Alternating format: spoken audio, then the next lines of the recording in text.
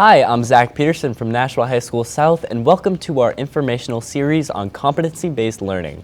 Joining me today, we have Nashua High School's North and South's principals, Marianne Bastide and Keith Richards, along with head teachers Kelly Holmes, Nicholas Audley, Nathan Burns, and David Goldsmith. Our student body has formulated a series of questions they have about competency-based learning. And with the help of our panel, we hope to inform you on how competency-based learning will benefit our students. So if the panel is ready, we will begin our Q&A. Our first question comes from Nashua High School South's Lauren Gardner. Mrs. Bastide, when will we begin using our competencies? Well, some teachers right now, Lauren, are already using competencies in their classrooms. I know world language, the freshman writing class, and other teachers and disciplines are using them now. Competencies will be here to stay, and full implementation is in 2015, fall of 2015. Thank you. And our next question comes from Cheyenne Puxta from Nashua High School North. Hi, Mr. Richard. I have a question. So why are we doing this? Excellent question, Cheyenne. And we know that this is a major shift from the traditional system that we currently have to the competency-based learning.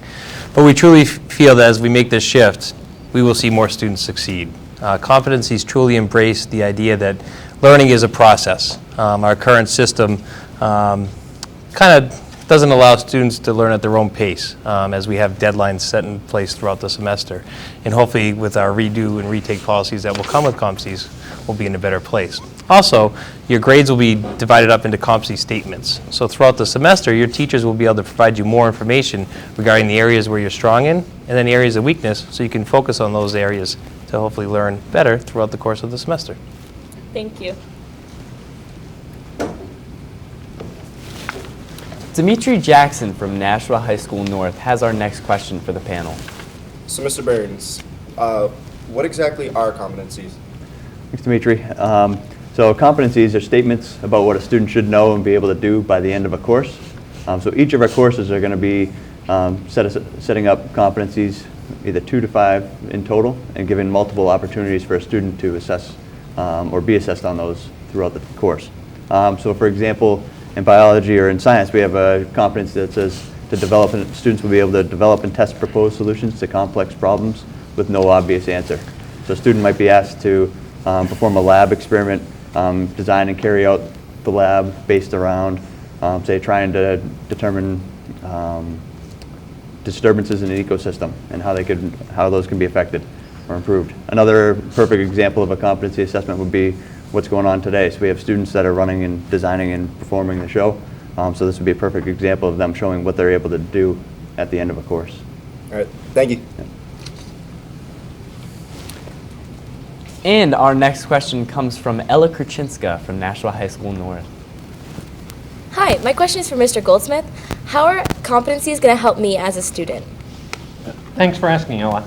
As Mr. Richard mentioned, we have a redo policy, which means if you do not feel you have fully demonstrated your competency, you don't just get a grade you're unsatisfied with. You can redo the assessments to try to improve yourself throughout the course so that it really helps you and every other student because of that redo policy. The second way it can help is suppose you get to the end of the course and you have not passed the course. We are setting in place a recovery process so that when you, at the end of the course, you can recover the credit you didn't get. You don't have to start over and say, I failed world studies, so I'm going to take it again. We're going to look at specifically what competencies were you lacking in as a student, and all you need to redo are those competencies, not the entire course. You'll get more feedback on what you know and where your strengths are and how you can grow, and that can be helpful. And lastly, if we're using the same competencies in every course, let's say every U.S. history teacher is using the same competencies, which they will be doing, and grading through some common assessments with some common rubrics, you're going to get more consistency between teachers, and that's going to help students. It won't matter if you have one teacher or another. Everybody is going to have pretty much a common experience, and we think that can help you as a student. Andrew Lambert from Nashua High School North has our next question. Mr. Richards, Mr. Lambert? what if every teacher isn't doing the same thing with competencies? Well, in our current system, not every teacher is doing the same thing across our classes right now. So we feel with competencies, as Mr. Goldsmith was just explaining in that U.S. history example, not only teachers will be able to still personalize learning experience for their students, but with these common assessments in place in the same competency statements that each student needs to show proficiency, we'll have common experiences throughout the classes. So we'll increase the consistency among our teachers, so the learning experiences become a little bit more common than they currently are. Wonderful, thank you. And our next question is from Kelly Thornhill from Nashua High School South. Mrs. Holmes, how do formative and summative assessments impact my grade? Thank you, Kelly. Right now, teachers tend to break up your grade into things like homework and classwork and projects. But what really doesn't happen is teachers identifying the work that forms your knowledge, which is formative assessments, and then the knowledge that really demonstrates your understanding of it, which is summative assessments. Formative assessments can be things like homework, practice problems, guided reading questions, where a summative assessment may be a large lab, a project. So going forward, we don't, in a competency-based system, we don't want to penalize students for their learning process. So formative assessments will be less than 20% of your grade, while those summative assessments that really demonstrate your understanding and your knowledge in the class, those will be worth at least 80% of your grade. Thank you. You're welcome. Our next question comes from Maggie Ireland at Nashua High School North. Mr. Audley, I was wondering, what are some of the advantages of using the 4 levels of aptitude instead of the regular 100-point scale? Hey, thanks, Meg. That's a great question, and one that comes up pretty frequently with our students. To talk about the 100-point scale and some of the issues that kind of exist with it. With a 100-point scale, you have 100 levels of aptitude that any student could be graded on at any one time. 60 of those being failing grades. So in one instance, the 100-point scale outweighs failure more so than passing grades. The other part that's an issue is even if you have 40 levels of aptitude for successful work, there's so much subjectivity into how a student gets a grade. So really, what is an 86 compared to an 88? It's really hard sometimes to figure out what that might mean if I'm trying to communicate that to a student. So we feel in moving to 4 levels of aptitude, it's going to be much easier for teachers of different courses to have same grades offered to students who are doing similar work. And we figure that consistency across the board, as we've seen discussed by other members of the panel, creating more consistency is going to be better for students because you're going to know, what you don't know, and how you can improve going forward. Thank you. Our next question comes from Kelly Thornhill from Nashua High School South.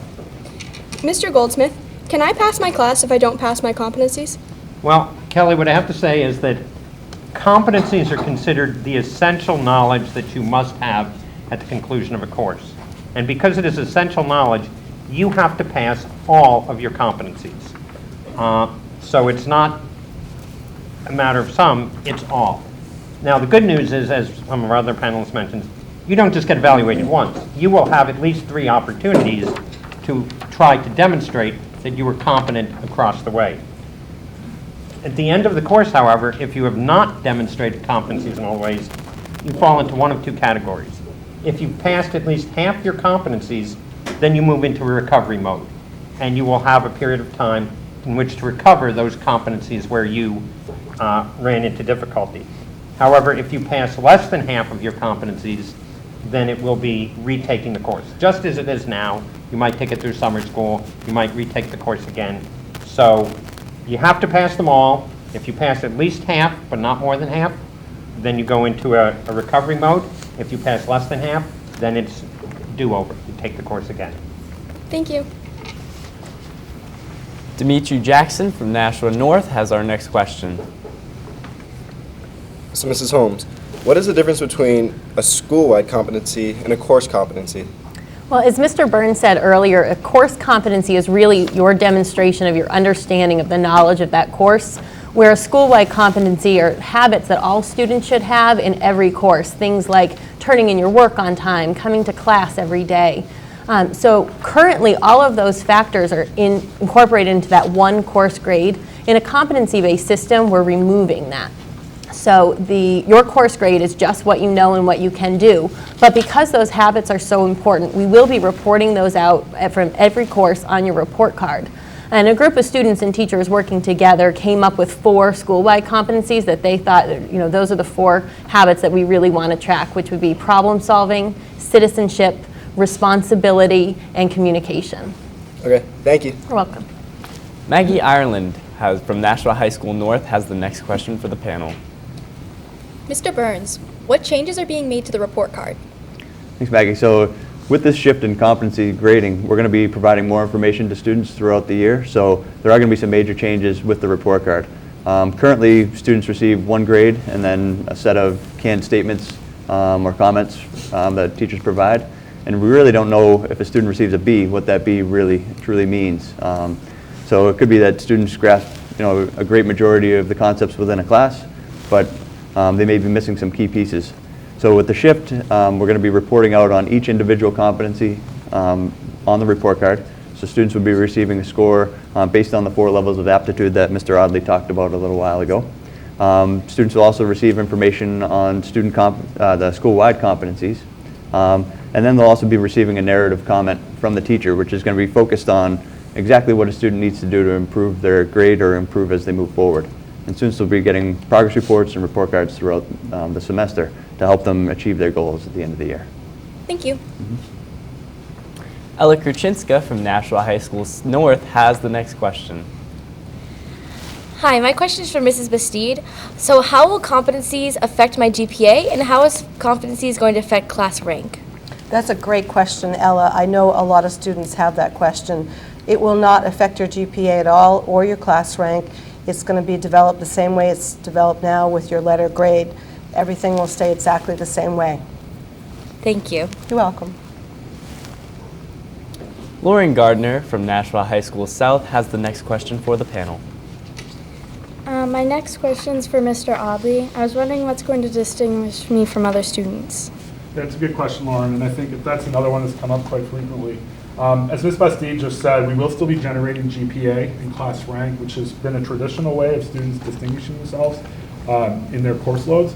But in talking to colleges about the transitions that we want to make, really what we've seen identified by colleges is really the rigor of coursework that students take.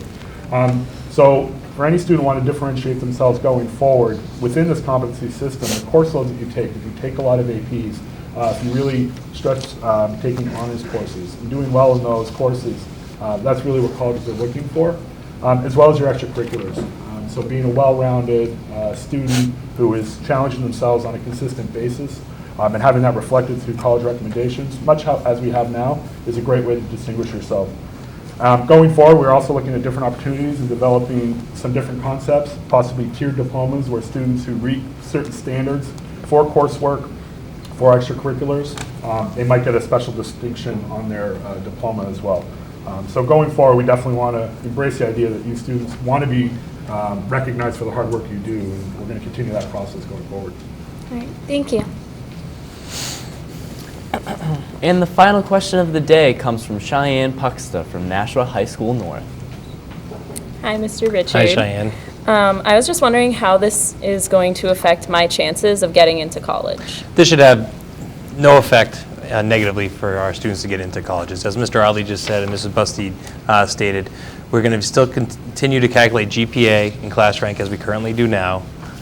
What we're able to do now, as we make the shift to competencies, we'll be able to share more information with colleges. As Mr. Burns was discussing on the report card, we're going to be sharing information on how you're doing throughout your courses and on each competency and be able to identify those areas of weakness to strengthen. So we feel that we'll be able to share more information with schools as students move on to a post-secondary experience. And also, I think students need to understand that there are various ways that other high schools across this country assess their students. Different grade scales, different types of transcripts, and college admissions know that. So this will not be a change for them. Okay, thank you. And I'd like to thank the panel and our students today for joining us. We hope that this has helped you understand Nashua School District's shift to a competency-based learning system a little bit better. I'm Zach Peterson. Thank you for joining us.